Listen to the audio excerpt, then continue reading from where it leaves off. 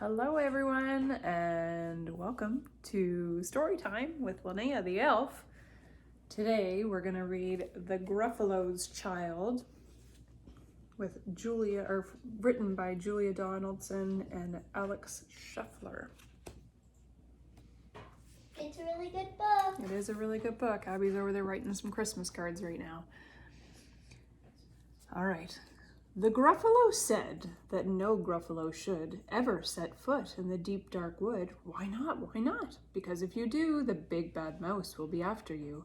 I met him once, said the Gruffalo. I met him a long, long time ago. What does he look like? Tell us, Dad. Is he terribly big and terribly bad? I can't quite remember, the Gruffalo said. Then he thought for a minute and scratched his head. The big bad mouse is terribly strong, and his scaly tail is terribly long. His eyes are like pools of terrible fire, and his terrible whiskers are tougher than wire. One snowy night, when the Gruffalo snored, the Gruffalo's child was feeling bored. The Gruffalo's child was feeling brave, so she tiptoed out of the Gruffalo cave. The snow fell fast and the wind blew wild. Into the wood went the Gruffalo's child. Aha, aho, a trail in the snow. Whose is this trail and where does it go? A tail poked out of a log pile house. Could this be the tail of the big bad mouse? Tail. Out slid the creature. His eyes were small, and he didn't have whiskers. No, none at all. You're not the mouse. Not I, said the snake. He's down by the lake eating Gruffalo cake. The snow fell fast and the wind blew wild. I'm not scared, said the Gruffalo's child. Aha, aho, marks in the snow. Whose are these claw marks? Where do they go? Two eyes gleamed out of a treetop house. Could these be the eyes of the big bad mouse? Down flew the creature. His tail was short, and he didn't have whiskers of any sort. You're not the mouse. Twoo-hoo, not I. He's down, but he's somewhere nearby, eating Gruffalo pie.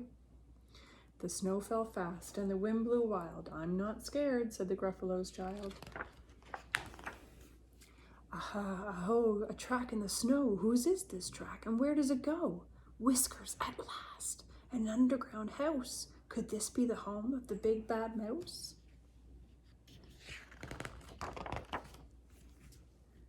Out slunk the creature. His eyes weren't fiery. His tail wasn't scaly. His whiskers weren't wiry. You're not the mouse. Oh no, not me. He's under a tree drinking Gruffalo tea.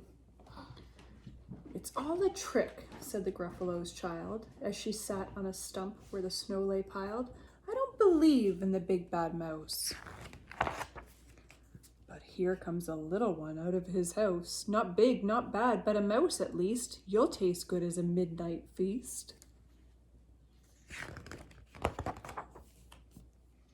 Wait, said the mouse, before you eat. There's a friend of mine that you ought to meet.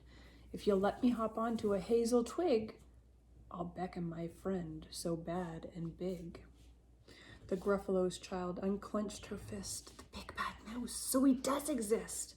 The mouse hopped into the hazel tree. He beckoned, then said, just wait and see.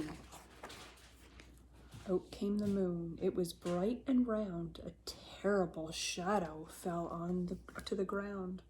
Who is this creature, so big, bad, and strong? His tail and his whiskers are terribly long. His ears are enormous, and over his shoulder he carries a nut as big as a boulder.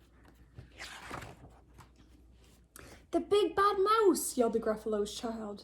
The mouse jumped down from the twig and smiled. Aha, aho, prints in the snow. Whose are these footprints? Where do they go? The footprints led to the Gruffalo cave, where the Gruffalo's child was a bit less brave, and the Gruffalo's child was a bit less bored. And the Gruffalo snored and snored and snored. That's the end of that one. Hope you enjoyed it. Have a great night.